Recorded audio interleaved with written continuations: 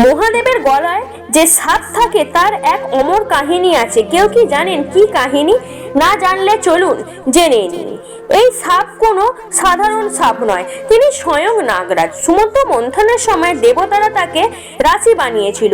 প্রবল ঘর্ষণে, আগুনের উত্তাপ আর যন্ত্রণায় বাসুকীর দেহ ক্ষত বিক্ষত হয়ে গিয়েছিল। কিন্তু তখন সবাই ব্যস্ত ছিল শুধু অমৃতের লোভে, কারণ চোখে পড়েনি এক যন্ত্রণায় কাতর নাগরাজের আর্তনাদ।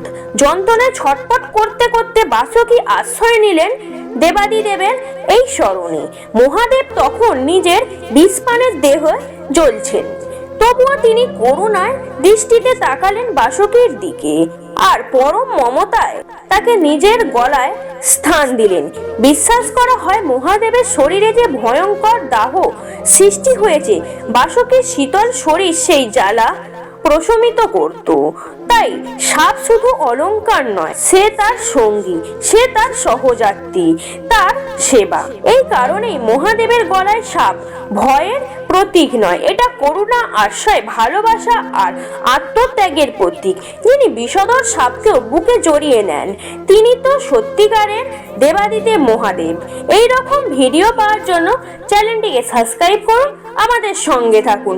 ভিডিওটি ভালো লেগে থাকলে লাইক, কমেন্ট, শেয়ার করতে ভুলবেন না।